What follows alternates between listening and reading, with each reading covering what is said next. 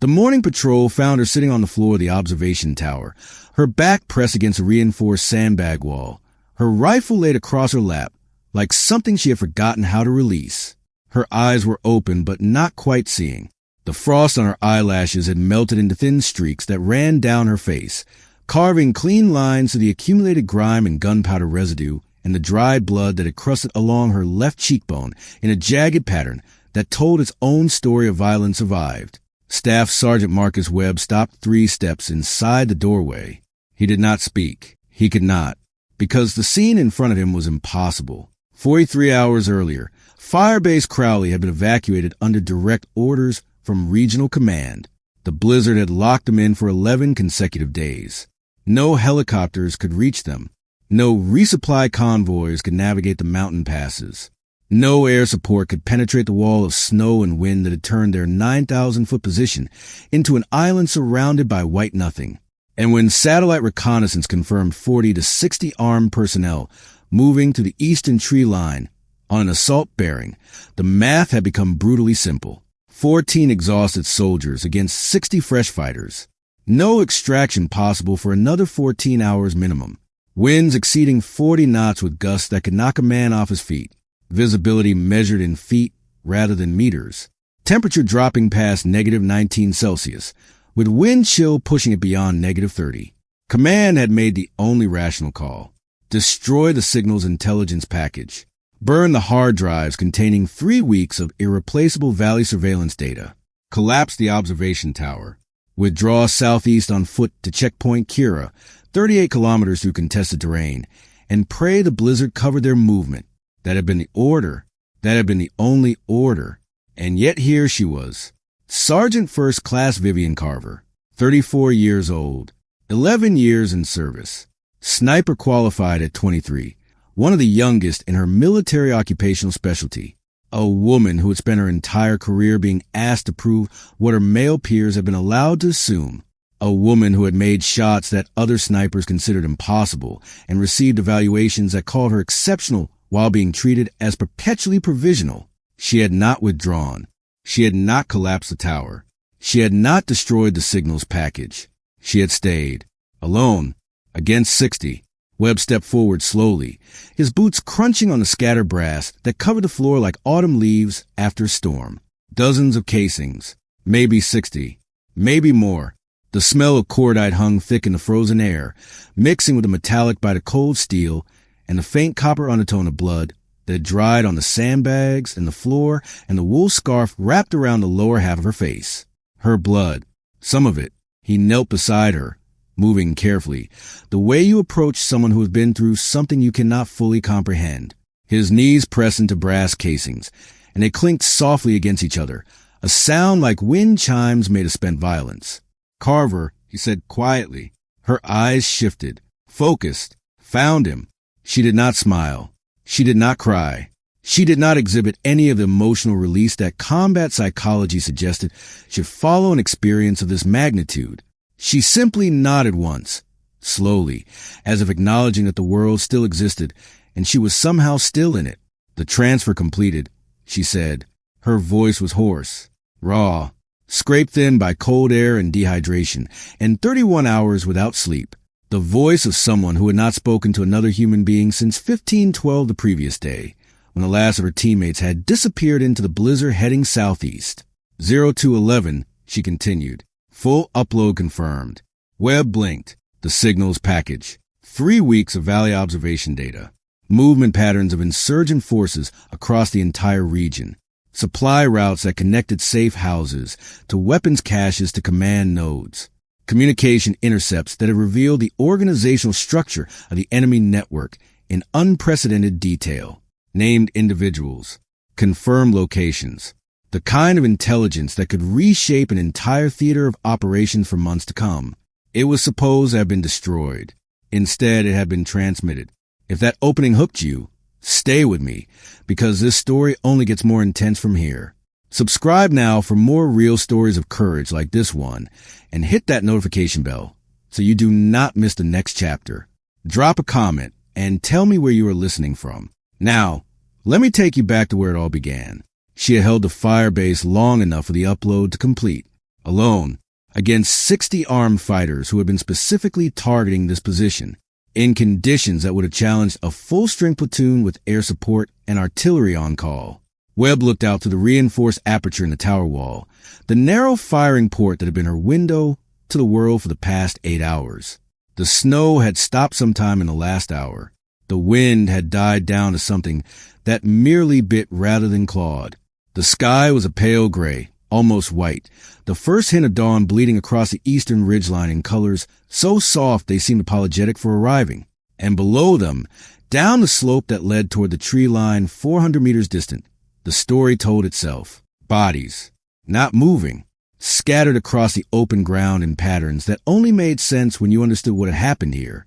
When you understood the geometry of precision rifle fire and the psychology of men who had been hunted by something they could not see. The first cluster was at 270 meters. Close range for a rifle like hers. Desperate range. The range at which the enemy had almost broken through. For bodies, tangled together in the snow, frozen in the positions where they had fallen when her bullets found them. Then a gap of open white. Then more bodies at 350 meters. 7 of them, spread across a front of maybe 40 meters, caught in the open during what must have been a coordinated rush. More at 430 meters. The primary engagement zone. The range she had spent weeks preparing for. 9 bodies here, scattered around the terrain features she had memorized down to individual rocks and shallow depressions. A long gap of white. Then another cluster just past 500 meters, almost at the tree line itself, where the final assault had broken like a wave against a cliff face that refused to yield. The bodies here were positioned differently, not advancing, retreating, caught from behind as they tried to flee back to the safety of the trees. And one body, separated from the rest, at the very edge of the tree line, 540 meters, the longest shot of the night, the one that had ended it. 52, Carver said. Webb turned back to her. His face held the expression of a man who was being asked to believe something that contradicted everything he understood about the possible. 52 confirmed. She continued, her voice still that raw whisper that scraped against the cold air. 64 rounds expended. Some of those are doubles. Had to make sure on a few. Cold does things to terminal ballistics. Could not afford to leave anyone capable of returning fire. Her left hand was wrapped in a compression bandage that had soaked through with fluid that was not quite blood and not quite water. Webb could see the discoloration beneath the gauze, the telltale signs of cold injury to the fingers. Frostbite, possibly severe. The kind of damage that happened when you kept your hands exposed to -30 wind chill for 8 hours because you could not shoot with thick gloves on. Her cheekbone had a 4-inch laceration that would need stitches. The wound had been packed with gauze and taped over with the kind of field dressing you applied when there was no one else to do it for you. The tape was starting to peel at the edges, revealing the angry red flesh beneath, but the bleeding had stopped hours ago. She had done it herself, in the middle of an 8-hour firefight, in -19 degrees Celsius, with 60 men trying to kill her. Webb sat back on his heels and let out a long breath that crystallized in the air between them. He had been in the Army for 14 years. He had served with some of the finest soldiers in the world. He had deployed to Iraq twice, Afghanistan 3 times, and a handful of locations that did not officially exist on any map. He had seen courage. He had seen sacrifice. He had seen the kind of quiet heroism that never made it into the official reports because the people who performed it were too humble to mention it afterward. But this was something else. This was something he did not have a framework for understanding. Vivienne Carver had never wanted to be a symbol. She had wanted to be a sniper. The distinction mattered to her in ways that most people could not understand, because most people had never been forced to exist as a symbol whether they wanted to or not. Symbols were convenient abstractions. Symbols were political tools that could be deployed in congressional hearings and press releases and recruitment campaigns. Symbols were trotted out for ceremonies and interviews and carefully staged photographs that would appear in newsletters with headlines about breaking barriers. But symbols did not have to lie in the dirt for 6 hours waiting for a single shot that might not come. Symbols did not have to calculate wind drift at 900 meters while their fingers went numb and their eye watered from staring through a scope at the same patch of terrain for so long that the image started to burn itself into their retina. Symbols did not have to look through a scope and watch a human being's skull fragment in the instant before the sound caught up the bullet, and then do it again and again and again until the numbers stopped matching, and only the mission remained. Vivienne had never wanted to be convenient. She had wanted to be invisible. The best snipers were ghosts. They arrived at their positions before dawn and left after dark. They watched and waited and calculated, and when the moment arrived, they reached out across distances that seemed impossible and changed the outcome of engagements they were never officially part of. They did their work and they vanished. No one needed to know their names or their faces or their stories. The only thing that mattered was the shot and whether it landed.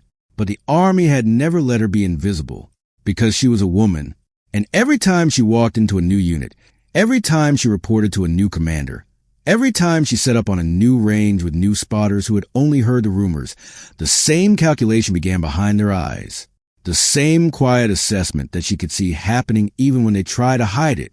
The same unspoken question that hung in the air like smoke from a recently fired weapon. Can she really do this? They never asked that question about the men. The men arrived with their qualifications and their records and their schools, and they were accepted. Maybe they had to prove themselves once. Maybe they had to demonstrate competence in a single training exercise or a single deployment. But once they crossed that threshold, they were in. They belonged. No one questioned whether their previous performance was a fluke. No one wondered if they had been given special treatment to make the numbers look good. Vivienne had crossed that threshold 100 times, and every time she found another threshold waiting behind it. She had qualified sniper at 23 years old, one of the youngest soldiers in her military occupational specialty, to earn the designation. Her scores had been in the top 3% of all candidates that year. Her instructors at the United States Army Sniper School had written evaluations that used words like exceptional and once-in-a-decade natural talent, and the kind of patience you cannot teach, only recognize. None of it had mattered, because the first time she reported to a long-range surveillance unit after graduation, her team leader had looked at her paperwork, looked at her, and said with the casual dismissiveness of someone who had already made up his mind, "Let us see what you can actually do." She had shown him 940 meters, crosswind at 18 knots, gusting to 22. A steel silhouette that had been set up at extreme range specifically because someone wanted to watch her fail. The other snipers on the team had attempted the shot and missed.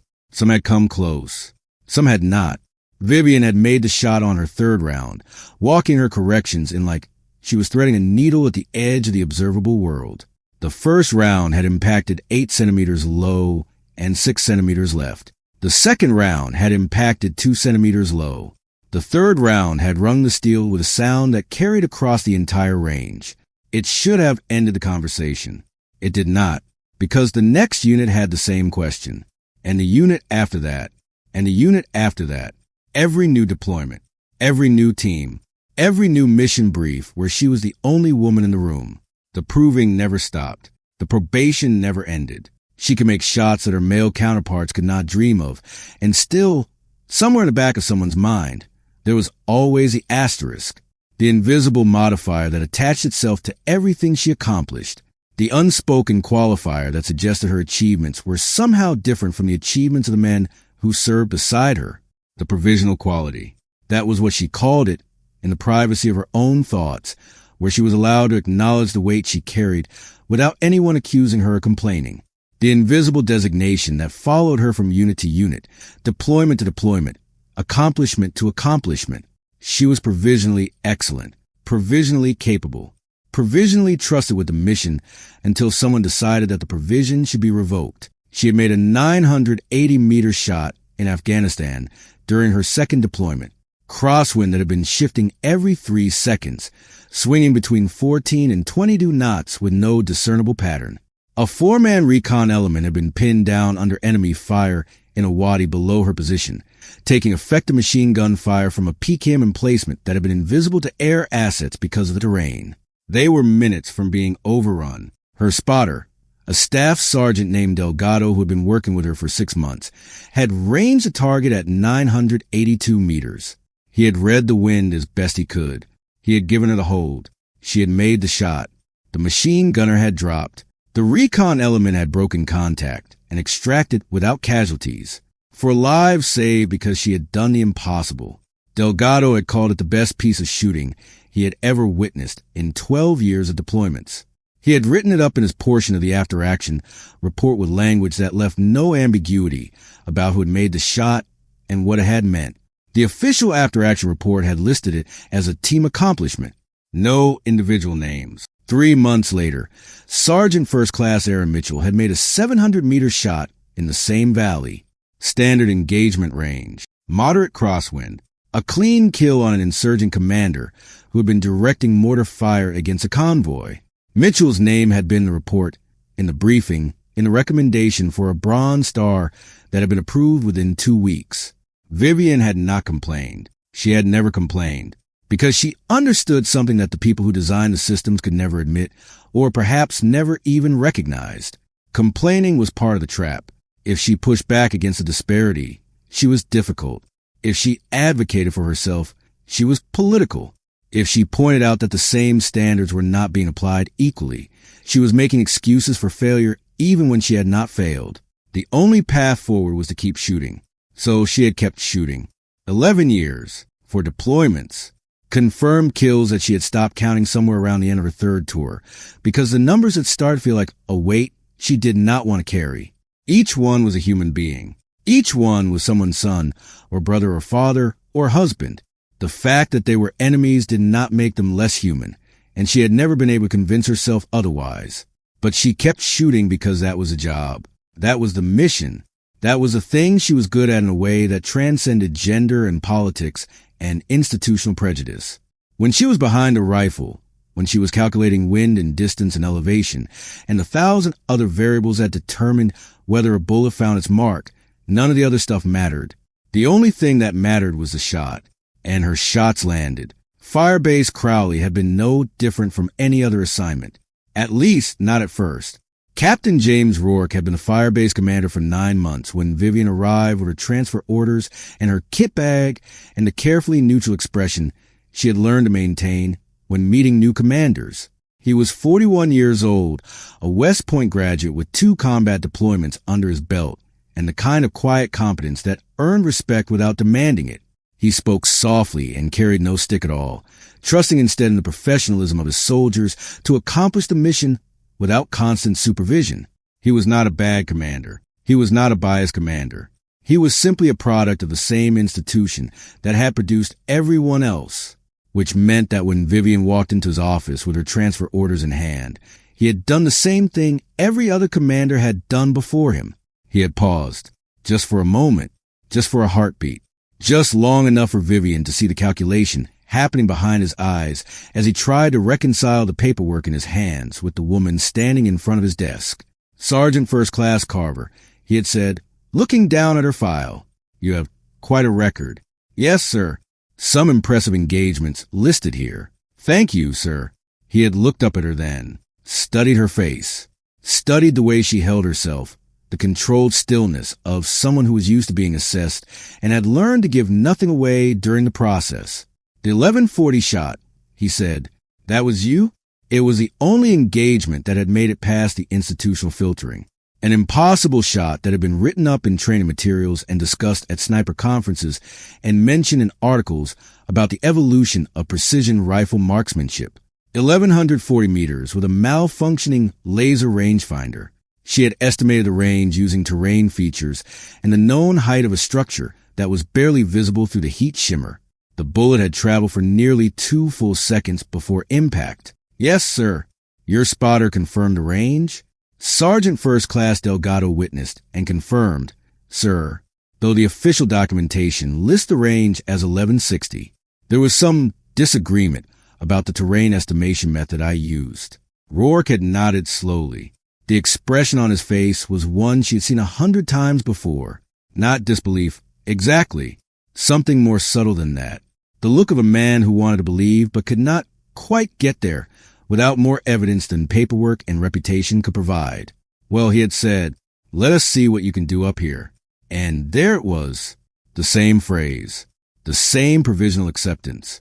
The same threshold she would have to cross before she could belong. She had been at Firebase Crowley for 6 weeks when the blizzard hit. The first 2 days had been manageable. Heavy snow, reduced visibility, but nothing that shut down operations entirely. Patrols continued. The observation posts remained manned. The communications array functioned normally.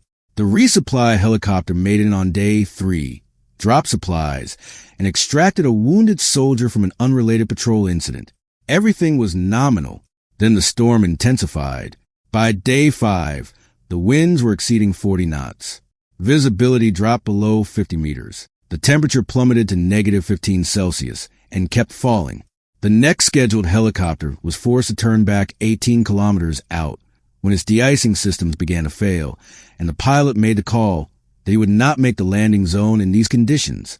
By day 7, they lost the satellite uplink. The communications array at Firebase Crowley had been designed for harsh conditions, but not for sustained operations in conditions this severe. The dish had been knocked 6 degrees off alignment by a wind gust that had come through at nearly 60 knots. The snow accumulation was interfering with the signal amplifier.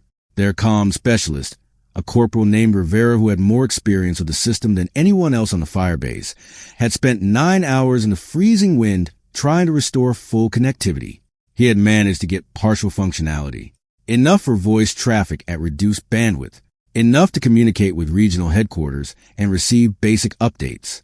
But the high-capacity data connection was gone, which meant the signals package could not be transmitted. 3 weeks of intelligence, 3 weeks of patient, meticulous observation from positions scattered across the Firebase's area of operations. 6 different observation posts had contributed data. Analysts at regional headquarters had called it one of the most comprehensive intelligence pictures they had ever assembled for this valley. Movement patterns, supply routes, communication intercepts, named individuals, safe house locations. The organizational structure of the insurgent network laid bare in a way that had never been achieved before. It was sitting on a server in the operations center, waiting for a connection that did not exist. And with each passing day, the window for that intelligence's relevance was closing. By day 11, the situation had become critical. The satellite reconnaissance that made it through the degraded connection showed the worst possible news. Armed personnel were massing 4 kilometers to the east in the tree line that bordered the valley floor. The imagery was grainy, obscured by snow and cloud cover that made positive identification difficult. But the analysts at regional headquarters had been able to count silhouettes, 40 to 60 individuals, weapons visible, moving on a bearing that would bring them to the Firebase in approximately 4 to 6 hours. They knew, somehow, they knew that the Firebase was cut off, that the helicopters could not fly, that the reinforcements could not reach them in time, that 14 exhausted soldiers were all that stood between them and a position that had been a thorn in their side for months. Captain Rourke had called a briefing at 14:30. The 14 remaining soldiers at Firebase Crowley had gathered in the operations center, their breath visible in the cold air, despite the struggling heating system that had been fighting a losing battle against the temperature for days.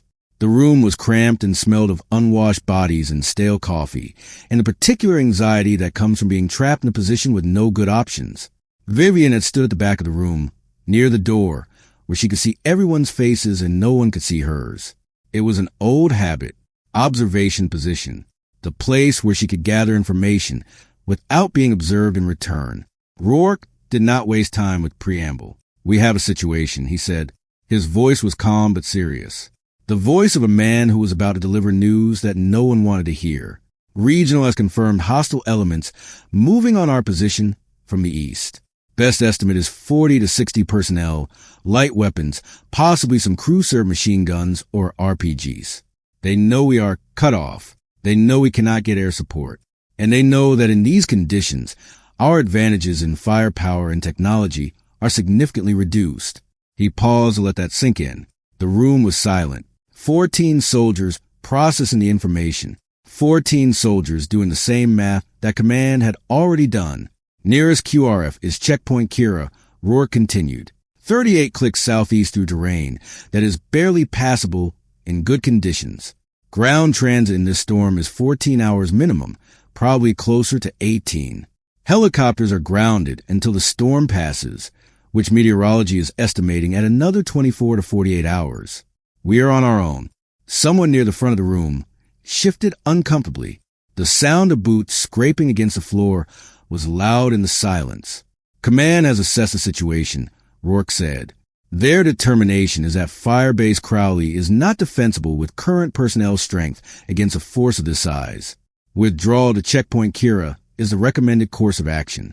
We step off at 1500 hours. He paused again.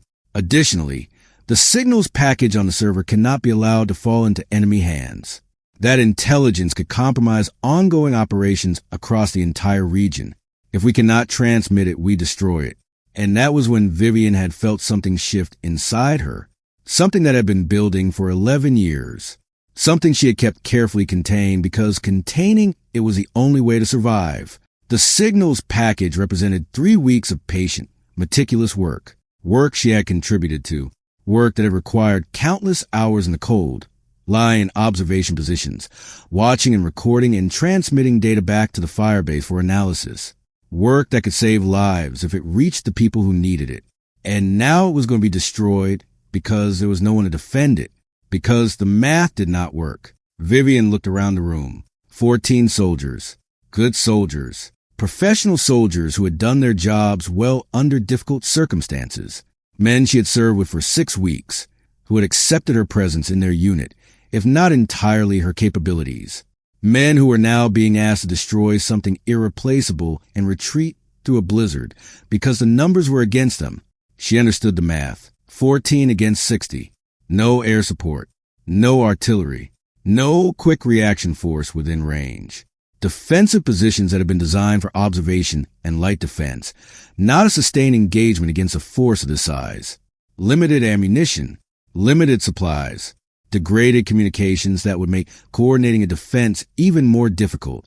It was not a defensible position, not for 14 soldiers. Unless she raised her hand.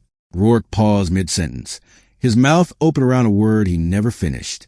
His eyes found her at the back of the room, standing apart from the others, her face as unreadable as it always was. The expression on his face was carefully neutral, but she could see the flicker of surprise beneath it. Surprise that she was speaking. Surprise that she was interrupting. Surprise that she existed at all in this moment when difficult decisions were being made. Sergeant Carver. Sir, she said. Her voice was calm, professional, the voice of someone who had thought about what she was going to say before she said it. How long does the transfer take? The signals package. Rourke glanced at Rivera, the calm specialist, who was standing near the wall with a tablet in his hands. If we can get the dish realigned, Rivera said slowly, thinking through the technical requirements, 6 to 8 hours for a full transfer at the reduced bandwidth we are working with. Maybe less if conditions improve. Maybe more if they do not. Vivienne nodded slowly. She was doing the calculations in her head, running the numbers the way she ran ballistic calculations when she was behind her rifle. 4 to 6 hours until contact. 6 to 8 hours for transfer. The gap was 2 to 4 hours. It was a terrible gap, but it was not an impossible gap. Sir, she said, if someone stayed, if someone could hold the Firebase long enough for the transfer to complete, would that change the calculation? Rourke stared at her. The room was silent. She could feel the weight of every eye on her, the weight of every assumption, the weight of 11 years of being measured and found provisionally acceptable. You're talking about one person, Rourke said slowly, against 40 to 60 hostiles, in a blizzard, with no support. Yes, sir. That would be suicide. No, sir. It would be an Overwatch engagement. She stepped forward, away from the wall, into the center of the room where everyone could see her. Her voice remained calm, clear, the voice of someone who had thought about this longer than the 30 seconds since she had raised her hand. The approach vectors are limited, she said. The terrain here funnels movement through 3 primary corridors, all of which are visible from the observation tower. In a blizzard, their visibility is as degraded as ours, which means they cannot coordinate movement across a wide front. They have to concentrate their forces to maintain unit cohesion. She paused, letting that sink in. I am stationary. I know the terrain. I have range cards for every sector.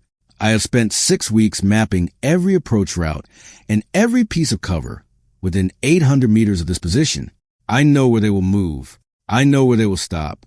I know where they will be exposed. And I am a sniper, she said. This is exactly what I am trained to do. Rourke's jaw tightened. She could see him processing, calculating, trying to find a flaw in her logic that would allow him to dismiss the suggestion without having to consider it seriously. A single rifle cannot stop 60 men, he said. No, sir. But a single rifle can make 60 men very cautious about moving forward. She stepped closer to the map that was pinned to the wall behind him, the topographical representation of the terrain around Firebase Crowley, the contour lines that showed the elevation changes, the symbols that marked known enemy positions and suspected routes of advance. Every time someone breaks cover, she said, pointing to the map, they die. That is the calculation they have to make. Not can they reach the firebase, but can they reach it before the sniper finds them? And every hour they spend being cautious, every hour they spend trying to figure out where the fire is coming from, every hour they spend treating their wounded and recovering their dead, is an hour the transfer runs. Webb spoke up from front of the room. He had been watching her with an expression she could not read. She is talking about psychological warfare. He said, slowly, not attrition. She cannot kill them all, but she does not have to. She just has to make them believe that moving forward is a bad idea. Exactly, Vivienne said. In these conditions, with visibility under 50 meters, they will not know how many people are shooting at them. They will not know where the shots are coming from. All they will know is that people are dying every time they try to advance. She turned back to Rourke. A coordinated assault across open ground requires communication and visibility. They have neither. Every engagement becomes isolated. Every death becomes a mystery. And every mystery makes the next man less willing to be the one who steps out of cover. Rourke was quiet for a long moment. His eyes moved across her face, searching for something. Hesitation, doubt, fear. The signs that would tell him this was bravado rather than a genuine assessment of capabilities. He did not find them, and when the ammunition runs out, he asked quietly. Vivienne met his gaze without flinching. I will have held long enough, she said, or I will not have. But the package will be closer complete than it would be if we destroy it now.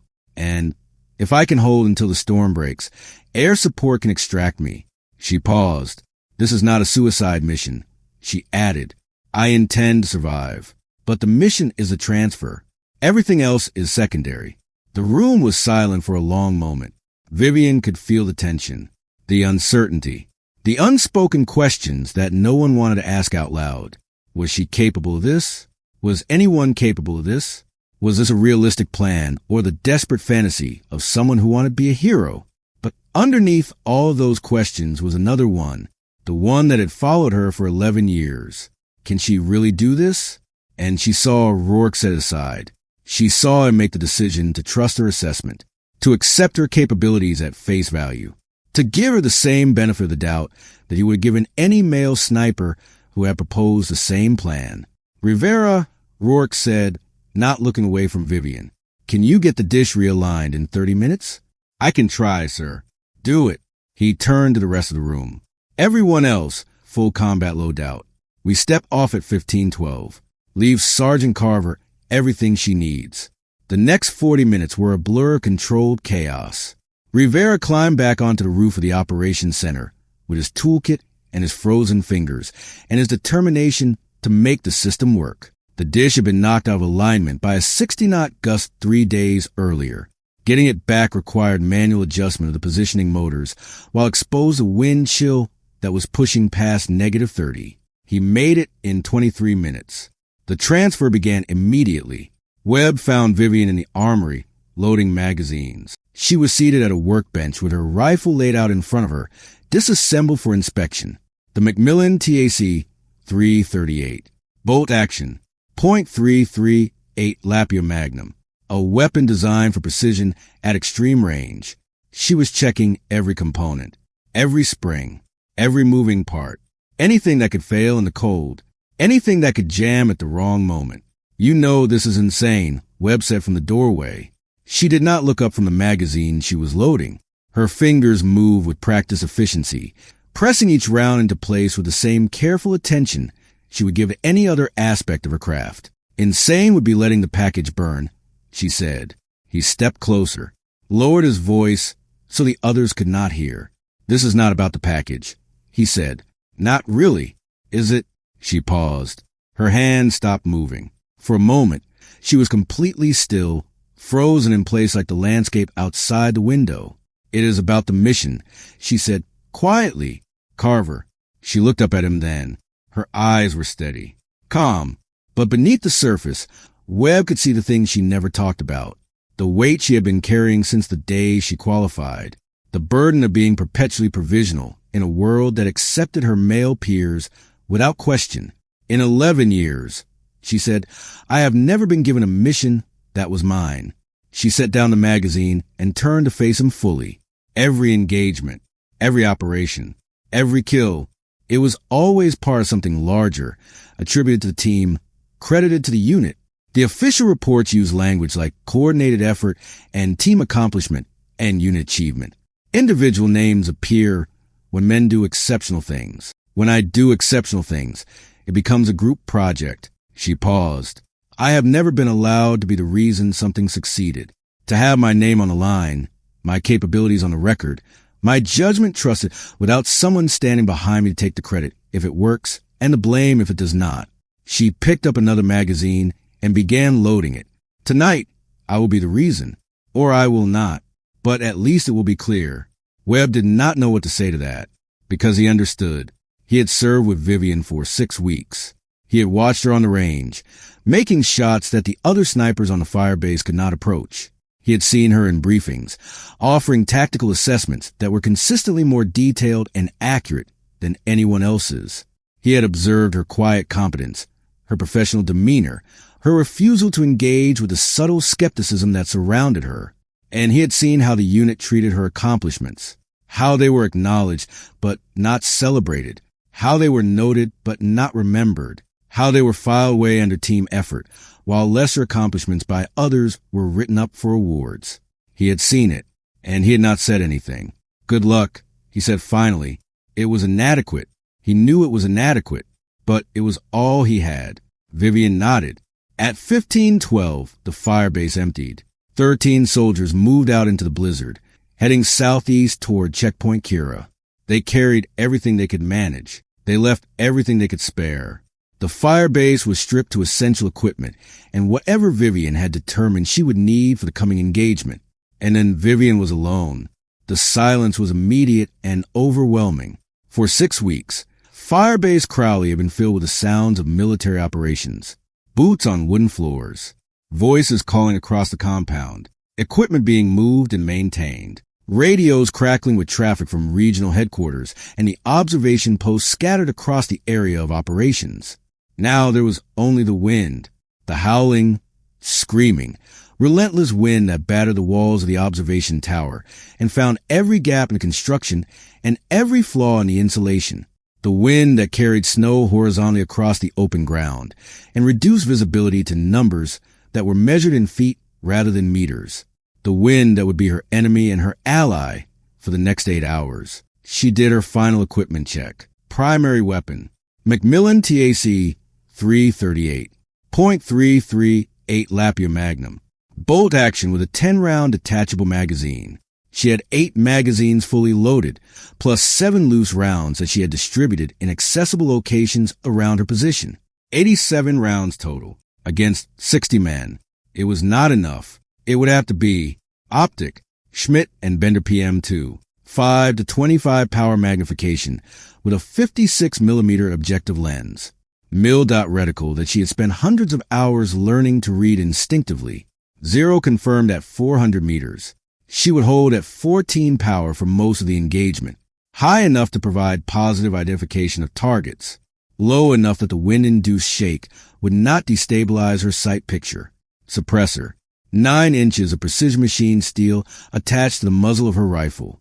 It would reduce her signature to the equivalent of a car door slamming 3 blocks away. In a blizzard, at these ranges, they would not hear her. They would not know where the shots were coming from. They would only know that people were dying. Spotting scope. 45 power. Tripod mounted near her primary firing position for acquiring targets at extended range before transitioning to the rifle.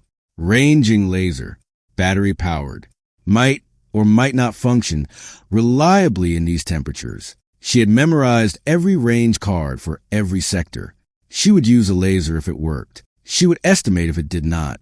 Wind meter, digital readout, already showing 22 knots from the northwest. Bipod, attached to her rifle, Harris swivel with adjustable legs. Chemical lens cloths, for when the scope fogged from her breath in the cold air. Hand warmers, chemical packets that would provide heat to her fingers when the cold started affecting her fine motor control. Pistol, M17, 9mm, 17 rounds plus 1 in the chamber. Unsuppressed, last resort. If she had to use it, the mission had already failed. She positioned herself at the reinforced aperture that faced northeast, the primary approach vector.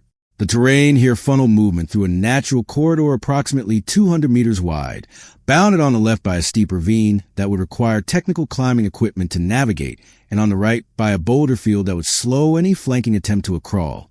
If they were smart, they would come from multiple directions. If they were very smart, they would wait for the storm to clear. She did not expect them to be that smart. She built her position carefully. Sandbags stacked to provide stable platforms at different heights. A clear sight line to the tree line for 130 meters distant. Range cards taped to the wall beside her, laminated against the moisture. Wind flags she had set at measured distances during the past 6 weeks, now invisible in the storm but memorized in her mind. She checked her watch. 1,538. The contact had been estimated at 4 to 6 hours. She had time. She settled in behind the rifle, pressed her cheek to the cold stock, found her natural point of aim, the position where her body and the rifle became a single system, aligned toward the target without muscular tension. And she waited. The first movement came at 1847. She had been watching for over 3 hours. Her body had found its rhythm, the particular state of relaxed alertness that snipers learn to maintain during extended observation. The cold had seeped into her bones, but her hands were still functional, kept alive by the chemical warmer she had positioned inside her gloves. Her eye had adjusted to the scope. Her breathing had slowed to the point where she sometimes forgot she was doing it. And then, at the edge of the tree line, something shifted. She did not move, did not adjust her position, did not react in any visible way. But inside, every system came online at once. Her heart rate increased. Her pupils dilated. Her grip on the rifle stock tightened by exactly the amount necessary for control without tension. 1 figure, then 2, then 4. They were testing the approach, sending scouts forward to probe the defenses. Standard insurgent tactics, learned from a decade of fighting American forces. They knew that patience was a weapon. They knew that the first man to the door was often the first man to die. So they sent expendables first, watching to see what happened. Vivienne let them come. The scouts moved in pairs, darting between cover with the practiced movements of men who had done this many times before. The blizzard gave them confidence. They knew visibility was low. They thought they were invisible. They were wrong. At 270 meters, the lead scout paused behind a snow-covered rock formation.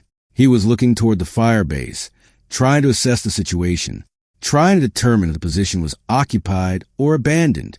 He did not know that he was perfectly framed in Vivienne's reticle, his head and shoulders visible above the rock, centered in her sight picture like he had posed for a photograph. She calculated. Wind, 22 knots from the northwest. At this range, with a .338 Lapua Magnum traveling at approximately 3,000 feet per second, the drift was minimal, maybe 2 centimeters. She held slightly left to compensate, slightly high to account for the bullet drop. At 270 meters, with her 400-meter zero, she exhaled slowly, felt the stillness between heartbeats, squeezed. The rifle kicked against her shoulder, the recoil absorbed by her body position, and the sandbag rest. The suppressor ate the muzzle flash and most of the sound, reducing the report to a heavy thump that was lost in the howling wind. 300 meters away, the scout's body jerked once and collapsed behind the rock formation. His partner did not even understand what had happened. He was still looking toward the firebase, still trying to assess the situation, when Vivienne shifted her point of aim by 2 degrees and fired again.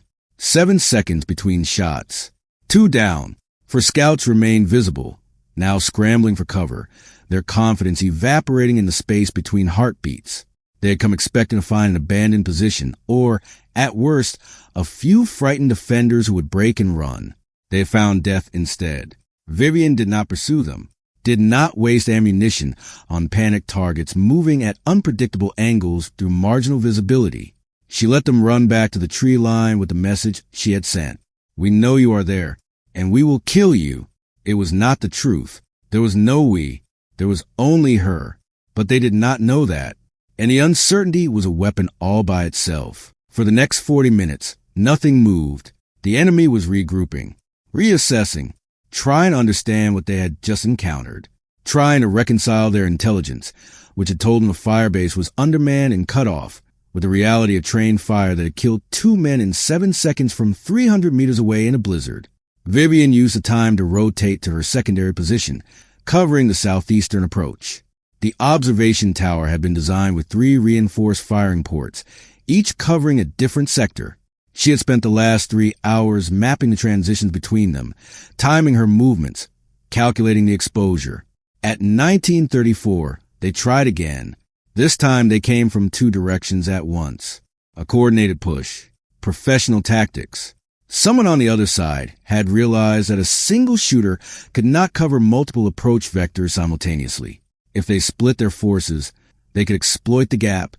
8 figures from the northeast, 6 from the southeast, moving with purpose, using the terrain, exploiting cover. Smart, but not smart enough. Vivienne had anticipated this. She had gamed out every possible attack pattern during the 6 weeks she had spent mapping the terrain around the Firebase. She knew which approaches allowed mutual support. She knew which ones required a defender to choose. She knew the timing required a transition between positions. She engaged the southeastern group first. The range was 350 meters. Wind had increased to 28 knots, gusting to 32. She compensated, held high and left, and dropped the lead element with her first round. The effect was immediate. The group went aground, seeking cover, trying to identify the source of the fire. They could not hear the shot over the wind. They could not see the muzzle flash through the snow. They only knew that someone had died. Then she transitioned. 17 seconds to rotate to the northeastern port. Her muscles screamed against the cold, the stiffness that had accumulated during 3 hours of stillness, fighting against the sudden demand for rapid movement. But she forced them to comply. The rifle found its new position. The bipod legs locked onto the sandbag rest. She acquired the targets through her scope, 430 meters. For figures still moving, unaware that their sudden assault had already stalled. They were making good progress, using a drainage channel that provided defilade from the Firebase. But the drainage channel ended at 410 meters. She waited. The lead element reached the end of the channel and paused. He was assessing, looking for the next piece of cover, looking for the path forward. She fired. He dropped. The man behind him hesitated for half a second, unsure whether to advance or retreat. That hesitation killed him.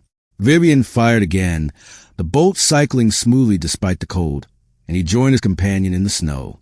The remaining 2 figures broke and ran, back the way they had come, back toward the tree line, an illusion of safety. She let them go. Ammunition was finite. Messages were not. Then she transitioned back to the southeastern port. The group there had regrouped. They were moving again, trying to take advantage of what they assumed was a gap in the defensive fire. For them advancing in a loose formation, staying low, staying fast. 320 meters. Wind steady at 28 knots. She fired once, twice, 3 times, 2 hits, 1 miss. The 3rd round had caught a gust at the wrong moment, drifting 3 centimeters beyond her calculated hold. She did not pursue the miss. The target had already gone to ground, and the others were retreating. The assault had collapsed. She checked her watch. 2014. 12 rounds expended. 8 confirmed kills. The transfer was at 31%. 6 hours to go. 48 to 52 hostiles remaining. The math was still terrible, but it was moving in the right direction. The next 3 hours became a war of patience. The enemy had learned. They knew now that they were facing a shooter who could reach out past 400 meters in a blizzard. They knew that direct assault across open ground was suicide. They knew that their numerical advantage meant nothing if they could not close the distance without being killed. So they adapted, probing attacks. Small groups of 2 or 3, moving to the dead zones, trying to identify the shooter's position. They would expose themselves briefly, just long enough to draw fire, then disappear behind cover, hoping to triangulate, hoping to find the gap. Vivienne did not take the bait. She fired only when she had a certain kill, only when the target was committed enough that they could not withdraw before the bullet arrived, only when the cost of the round was worth the value of the hit. Every shot was a message. Every miss was intelligence for the enemy. She could not afford to miss. At 21:47, they changed tactics again.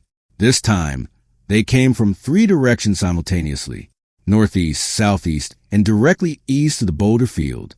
The boulder field was an expensive approach, the massive rocks slowing movement to a crawl and requiring exposed climbs over obstacles that provided no cover. But it was also an approach that was difficult to cover from the observation tower. The angles were wrong. The gaps between rocks were unpredictable. Vivienne had anticipated this. She had spent weeks memorizing the boulder field. Every gap, every choke point, every place where a human being would have to expose themselves to make forward progress. She knew that if they came this way, they would have to cross certain points. And she knew exactly where those points were. The first team reached the edge of the boulders at 480 meters. She was waiting.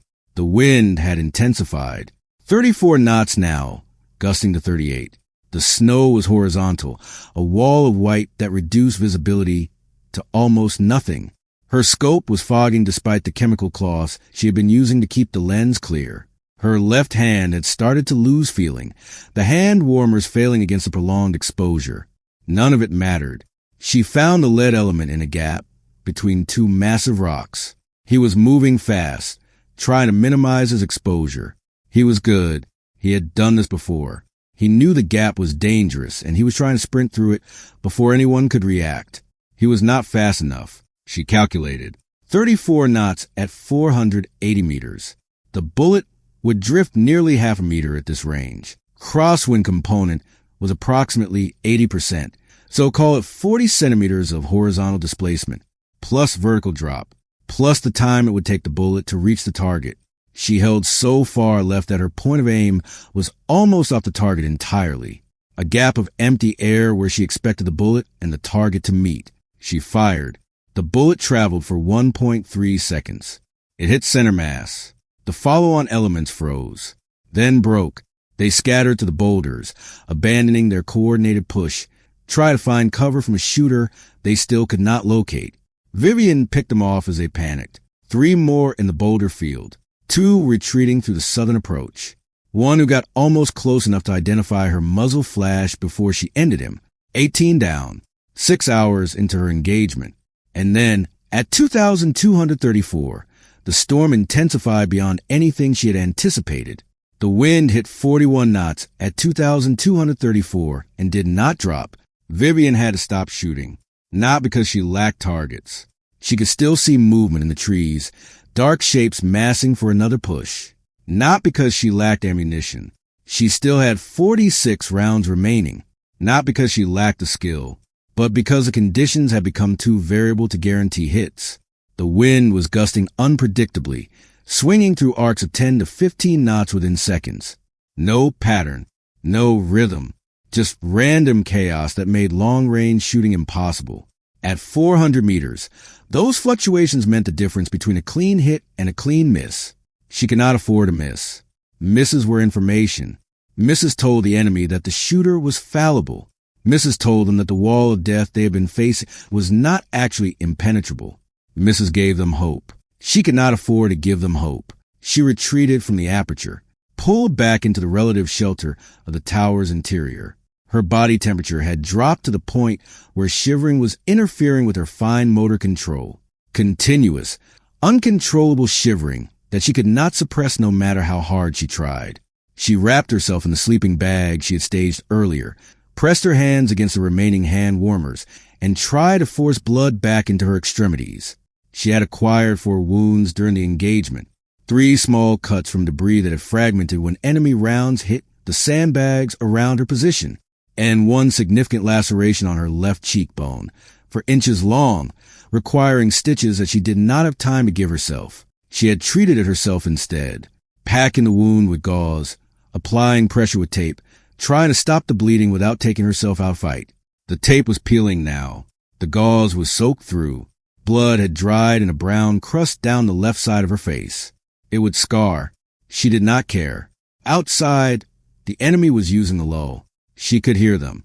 Not clearly, but enough. Voices in the wind. Movement through the snow. They were repositioning, trying to establish a forward line of advance while the shooter was unable to engage. It was smart. It was also predictable. She had already identified the likely rally points, the terrain features that would give them cover while they massed for another push, and she had already ranged them. At 22:54, the wind dropped to 36 knots. Still terrible. Still near the edge of what was shootable, but no longer impossible. She was back on the rifle before the gusts finished dying. The forward element had established itself at 400 meters. A dozen figures, maybe more, clustered in a depression that gave them defilade from the tower. They thought they were safe. They thought the depression's walls would protect them from the shooter, who had been killing them all night. They were wrong. She had ranged this position 3 days earlier. The depression had a dead zone at 412 meters where the angle of fire from the tower was blocked by the depression's lip, but it opened up at 420. Anyone trying to move out of the depression toward the firebase would have to cross that gap, and anyone in that gap would be exposed. She waited. At 23:01, they started moving. The first figure cleared the lip of the depression, moving fast, trying to minimize his exposure. She fired. He dropped. The second figure hesitated. 1 second, 2 seconds. Then he committed to the rush, tried to sprint across the gap before the shooter could cycle the bolt and reacquire. He did not make it. She fired again. Another clean hit. The body tumbled backward into the depression. The third figure tried to retreat instead, back down into the safety of the dead zone. But the depression's walls were too steep. He was exposed for nearly 2 seconds while he scrambled for footing. More than enough time. 4, 5, 6. They were panicking now. The dead zone that had seemed like safety had become a killing ground. Everyone who tried to leave was dying. Everyone who stayed was trapped. They had no good options. Vivienne did not pursue them into the depression. Let them stay there. Let them freeze. Let them spend the rest of the night huddled in a hole in the ground, afraid to move, afraid to stay, afraid of everything. Let them understand that the fire base was not undefended. By 23:19, her ammunition was critical. 64 rounds expended, 23 remaining, 23 rounds. 34 to 36 hostiles estimated remaining. The math had finally turned against her. But then she saw him. At 23:23, through her spotting scope, she identified Commander. He was at the tree line, 540 meters. Too far for a confident engagement in these conditions, but she could see him through the glass, a figure slightly apart from the others, directing movement, coordinating the remaining forces, pushing them forward into the teeth of the fire. He was the reason they kept coming. Every time she killed a scout, every time she broke an assault, every time a fear should have driven them back, he was there, his presence, his voice, his will. As long as he was alive, they would keep trying. As long as he was alive, her ammunition would run out before their courage did. She needed him dead, but 540 meters and 36 knot variable winds was not a shot she could make with confidence. Not cleanly, not certainly, unless she could find an edge. She started calculating. The wind at her position was 36 knots, gusting between 32 and 41. Random, unpredictable, but she had been watching this valley for 6 weeks. She knew the terrain. She knew how the wind behaved when it encountered different features. The ridge to the northeast created a deflection zone. When the wind hit the ridge face at certain angles, it was forced downward and outward, creating a localized area of reduced velocity along the western edge. The effect was temporary, random, but predictable if you knew what to look for. She estimated that when a gust hit the ridge, the effective wind at bullet trajectory altitude would drop by approximately 7 knots. Maybe more if the gust was strong enough. It was not enough to make the shot easy, but it was enough to make it possible. She waited. The commander was speaking to a subordinate, pointing toward the firebase, planning the final push. He was confident. He believed he was safe at this range, in this storm, behind this wall of wind and snow and chaos. He was wrong. At 23:34, she saw the gust coming. The snow was a visible wave, rolling across the valley floor toward the ridge.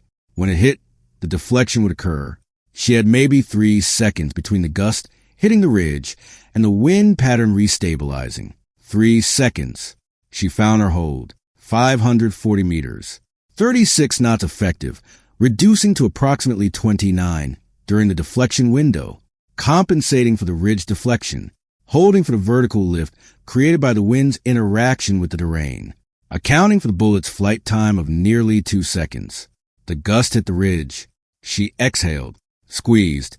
The rifle kicked. The bullet traveled for 1.8 seconds. At 540 meters, the commander's head snapped back and he fell. For a moment, nothing happened. The subordinate beside him stood frozen, staring at the body that had been giving orders 3 seconds earlier. Then everything collapsed. The subordinates scattered. The forward elements broke. The assault that had been building for the last hour dissolved as if it had never existed.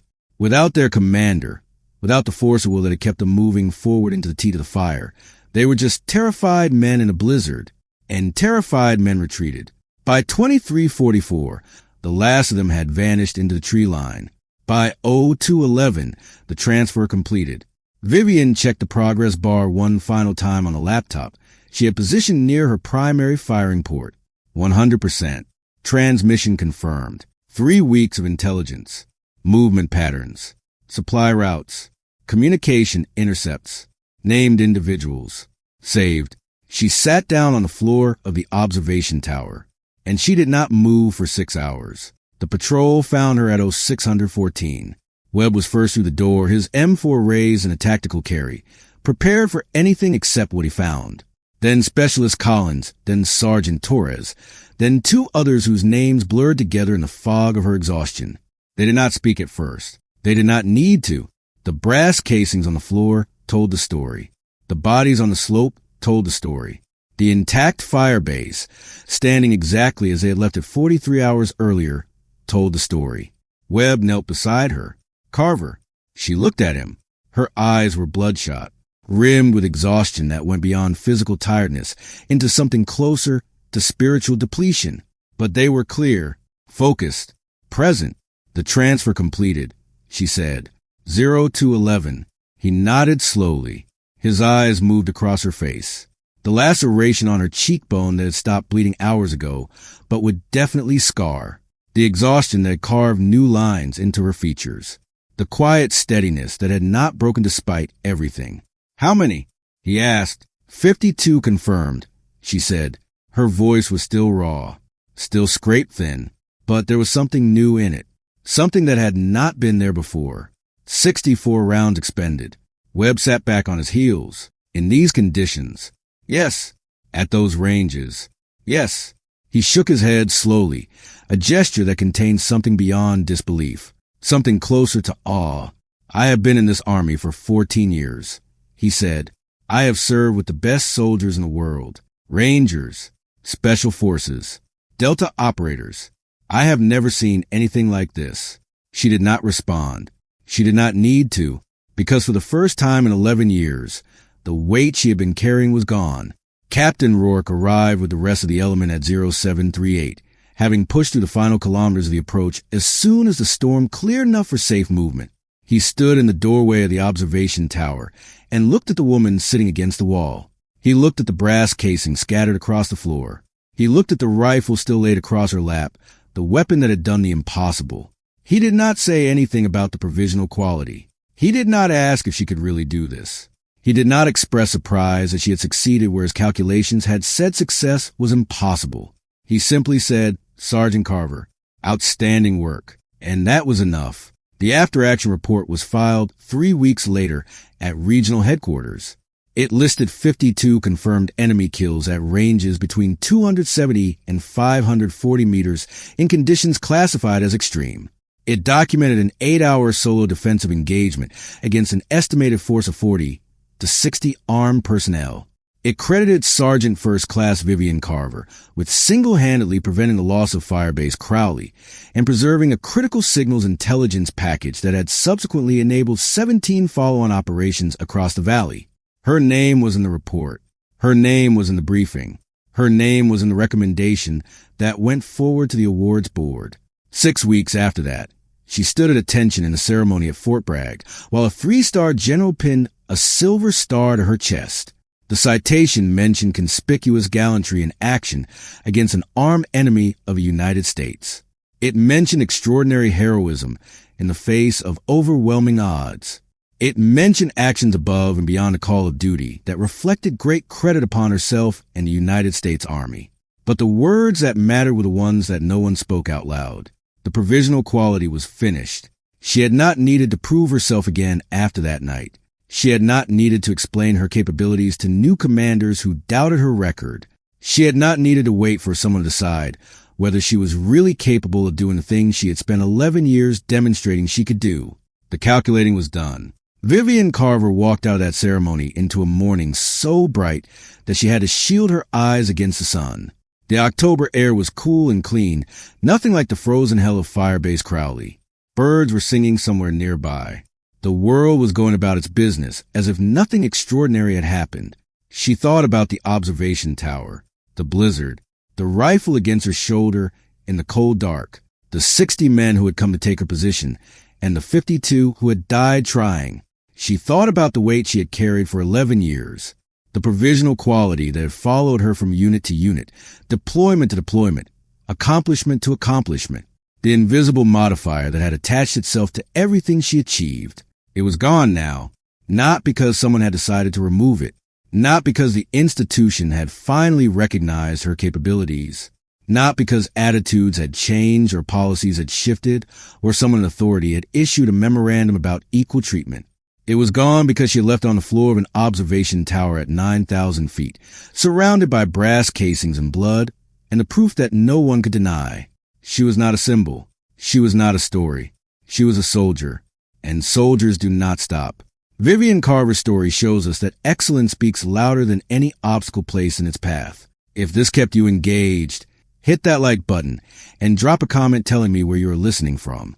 Tell me, what would you have done in her position when command ordered the withdrawal? Subscribe if you have not already. More stories like this are coming. Hit that notification bell so you do not miss the next one.